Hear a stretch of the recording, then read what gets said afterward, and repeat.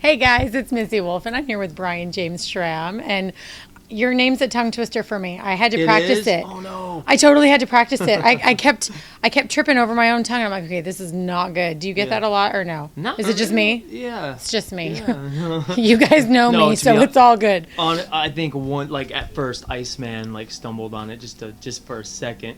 Right. But then he corrected it. And it was I'm all not good. used to the three names. I mean, except for my son, Yeah. when I get really mad and he's in trouble, it's Jonathan Jasper James. Comes out really fast for a mom. But with your name, I was like, hey, I'm having difficulty. Yeah. It's all good though. I love it. I love it. Well, we at one point thought about changing it to just Brian James, but we Googled it and there's somebody in Nashville, Brian James. Right. So, well, I mean, those are two very, very common names. But Schram, that's a pretty hot name. Yeah. I am gonna say that. That's a pretty hot last name. I love that. I love that. Awesome. All right, we'll so keep good it. job, Mom, We'll marrying keep into it. Schram. That's awesome.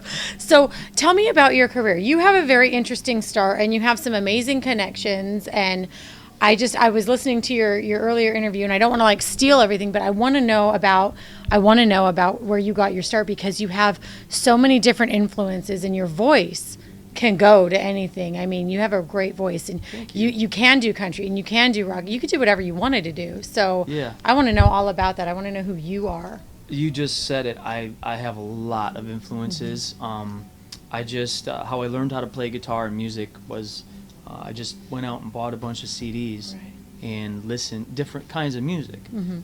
Blues. I started out playing blues probably before anything.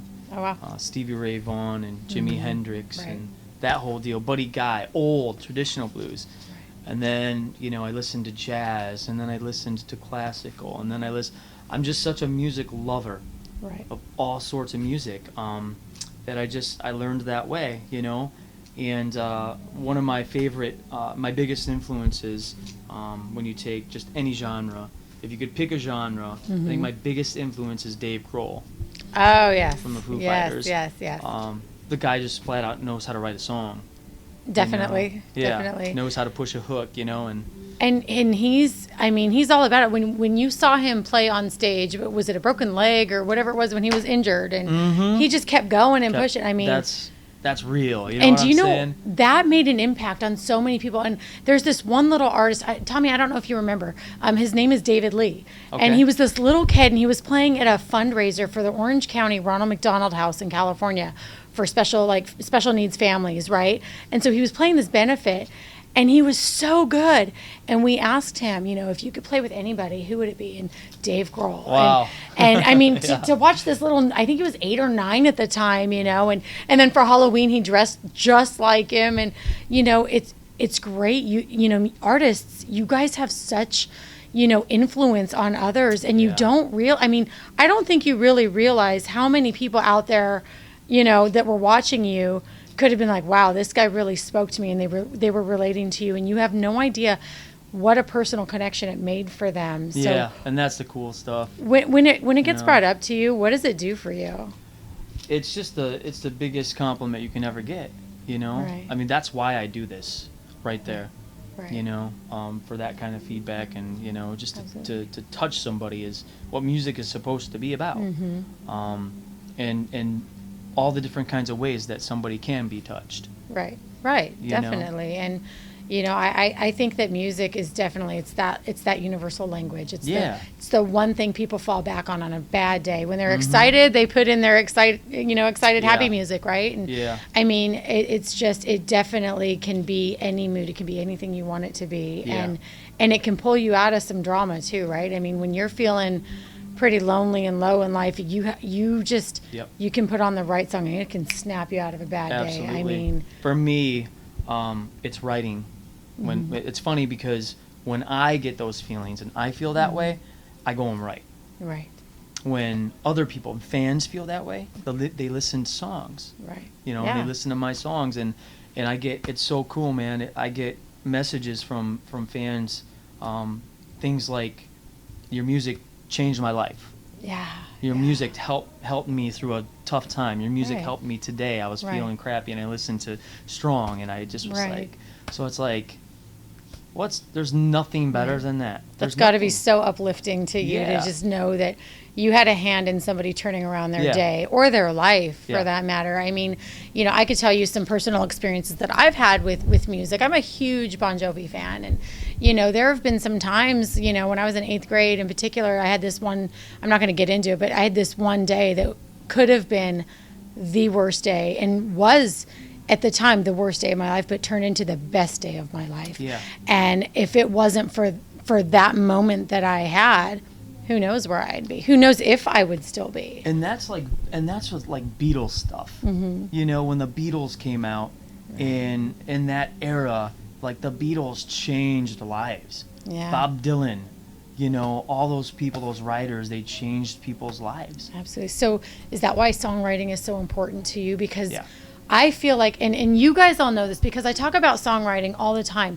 Fans, a really, dedicated fan to their artist, to the music, they love songwriting. They love the skills. But, the everyday fan listening to just the top 40, whatever's on the radio, they like music, but they're not into music. That's true. The songwriting doesn't get enough credit. Yeah. And, I don't know how many times people have said, oh, yeah, that's Blake Shelton's song. Well, okay, Blake Shelton maybe is saying it, but maybe it's not his song, and there's just some people just don't realize that, yes, these people write songs, but not every single one may be theirs. And you got to give credit to the songwriter. And I don't think they get enough credit for that. Yeah, I agree with you 100%, and no disrespect, Blake Shelton. I love you. I'm just saying. I'm right there with you. I just know that the songwriting is huge for me. Yeah, and there's so many, what I've learned in Nashville is there's so many. You come to Nashville for that. Yes. You get with writers, and there's so many great writers, and only a few of them get heard.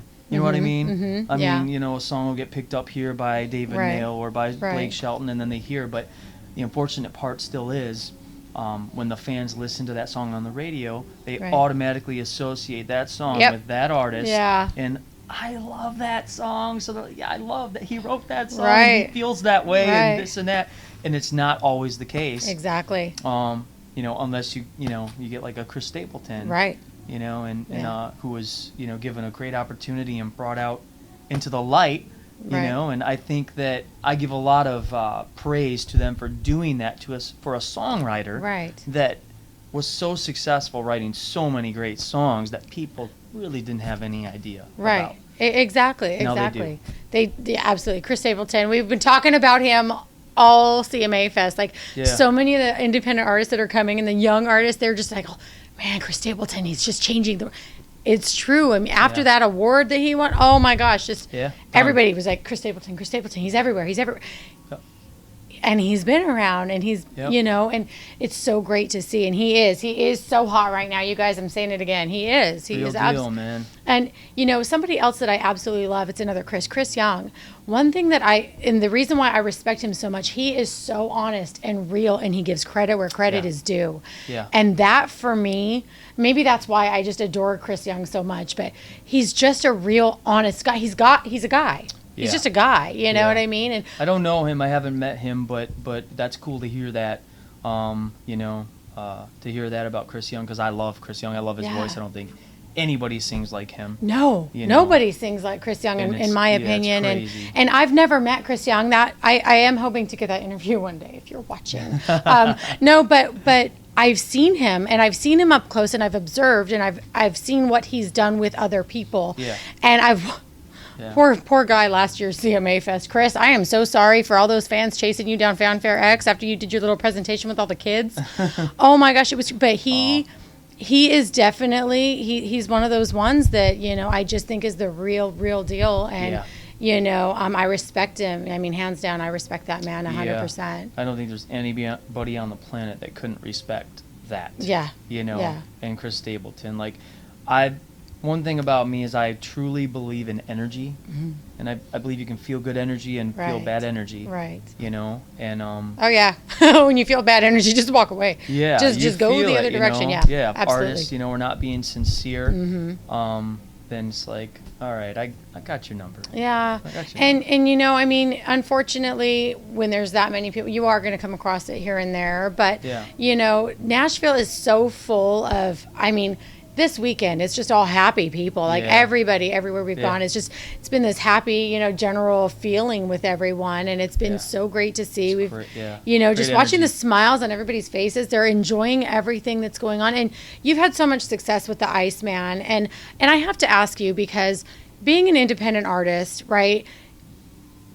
The venues around town and being able to play CMA Fest, not everybody gets an opportunity like this. Yeah, no. And what the Iceman has done, you guys know, because I've been talking about it, what he's done is he's given an opportunity. He has 3 venues. He has 150 artists playing these venues for free. Like, free. He's shaking things up in Nashville, and it's great because he's giving you guys a platform. He's giving you guys a place to play, and he's allowing you guys to be heard, and he's allowing you guys to have fun and not have to pay for it. Yeah. And to be able to do that, what does that mean for you? Oh, I mean, it means, it's why I'm here. It means everything. I will do, I'll do anything for anybody, that has that good a heart. Right. I just feel like Iceman has a very unique heart. He does. That not everybody has. Right. That is a DJ and that loves music and tries to promote music. Right. And he's that guy, man. So I'll do anything in the world for that guy. Absolutely. And, and I thank you for that, because you know what? I have seen that man give people chances. Yeah. We were talking the other day about giving chances when you see someone in need and you want to help them out. Does it always work out? No, but the fact that he had a hand in it and he's trying and he's doing what he can. Yeah. That's all you can ask from a human being, right? Just give and do what you can and try to help somebody out. Absolutely. I feel bad for him, when I think about it, because I just couldn't do it. I couldn't do what he does. Right. You got to keep yourself, you got to distance yourself, and put yourself into another thing. Right. And I think he does just a great job of that. He does. And keeps it honest, which is the most important thing. Right. And, I can just already tell that after the success of this event, you guys, there are so many amazing artists that are coming through here. We've had American Idol contestants and voice contestants and, we just, everybody, he knows so many people and so many talented artists are sending him their music, and he's just jumping on board and giving us all this amazing entertainment for free. That's what CMA Fest is about, too. There's stages everywhere, and you can come here on a very limited budget and have the best time of your life and never set foot in that big, huge stadium, up in the nosebleed seats where you've paid, hundreds of dollars for. I haven't even been there. I haven't been there either, and I'm like... I've been here, honestly. We've been here the whole... Checking out the artists, we've been here the whole time, too, and it's so much fun. And, I know I didn't get to see your entire set because, we've been back and forth, but... as you can tell, you can hear through the other room, we've been able to hear everybody, and it's been so much fun. But you packed the house. You had so many people there. Yeah, I was very happy about that. I wasn't sure what was going to happen. No, you had a bunch of people. And you never know, right? I mean, you just never know at any event. Did anybody tell you where they were from? Have you? We've heard so many stories. People from New Zealand and all kinds of crazy places. Yeah, nobody has really said where they're from, but you can hear the accent and songs. Right? Yeah, it's so been interesting. The UK or whatever, right? So that's so cool. And just to think, wow, is country music really big over there? And it really is. And and we kind of just take for granted that we've had the market on country music, and I think we've all thought that we've just continued to hold that, but it's expanded. It's everywhere. I think a big part of Chris Stapleton's success, a large part of it is over there. Yeah, I think he has a lot of fans over there. That's great. They like that, they like that honest thing and that grit in his voice. Yeah, and, absolutely. So. Well, I'm not sure if you're familiar with Brian White. Brian White, I absolutely love Brian White. But the Philippines, one of his songs from 10 years ago that he had, or maybe longer, I don't know, it was probably longer, it was quite a bit longer, is so huge in the Philippines now. And he just got a tour over there, and it's stuff like that, you're just wow, So all these people everywhere, they're getting all of our music, and it's great, and we love it. Yeah. We can't wait to see what you have coming up next. You want to tell the fans what you have, what you're working on? Man, it's just a whole bunch of stuff, man. We're working on a big tour right now. Awesome. That's the most important thing. Yes. We had one that we had to step away from for certain circumstances. But it happens. Well, I'm a firm believer everything happens for a reason. And when something like that happens, if you feel it, you follow your heart. Right. and then if you do, something else better will come along, and that's kind of what's happening right now. Yeah. We're working out those details. We're going to go in the studio, record a new single, which is kind of odd, because the record's already out. Okay. You know, we released the record, but this song has such summer appeal and summer potential that just to get in there quick and record it, slap it on the CD. You know, why does there have to be like a specific rule anyway? If you have a new song, you have a new music, who cares if you put it out an album last week? You have a new song, get it out to the fans, because you know what? Your fans want to hear you. Yeah. And I mean, as speaking as a fan, we're all fans of somebody or something. I mean, I wouldn't care if Bon Jovi put out an album yesterday and told me they had a new one tomorrow. I'd buy that one too. Yeah. You know, exactly. we want music, we love music, we crave it. You know, it gets us through our day. Yep. And in the past, you know, there was a certain template you had to follow. Right. You had to go to the record store and get records, and they had this thing, you know. Now you can get your music to fans. Yeah. Like tomorrow. Yeah, immediately. Absolutely. So why not? You know, why not go out of the box a little bit? And if you write a song and it's good and people like it and they want to hear it, record. You know, why not go record it and put it out as a single? So then I have a question about out of the box. Have you considered ever doing like one of those online stage it shows or anything? Have you ever done one? I've not done one. You know, the Facebook Live thing. That's new, right? Have you done that? Yeah. Oh my! How is it seeing all those emojis pop out at you? It's great. I think it's so cool.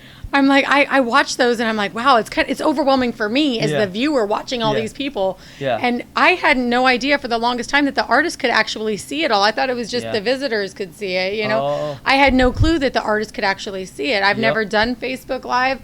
I'm technology challenged, in case you guys didn't know. You probably will never see me do that unless somebody's holding it for me, because I just don't know how to do all that. But the only reason I know all of this now is because I made a decision to take over my social media by myself. Good job. Yeah. Oh, I love that. I love that. Yeah. So when you're seeing your fans' comments and you're seeing everything and you're responding, and good for you. Yeah, I thought that I owed it to fans to do that, you know, because I put myself in their position and I've been in that position, and you send a message to somebody and you just know by the comment it's not that person, you know, so it's worked really well. Oh, good. So, you know, I've really been able to connect with fans a lot better, I think.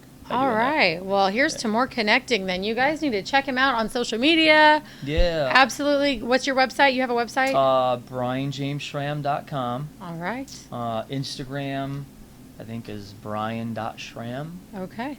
We'll find it all. We'll put it all in links for you, and you guys will be able to just click it. Just click it.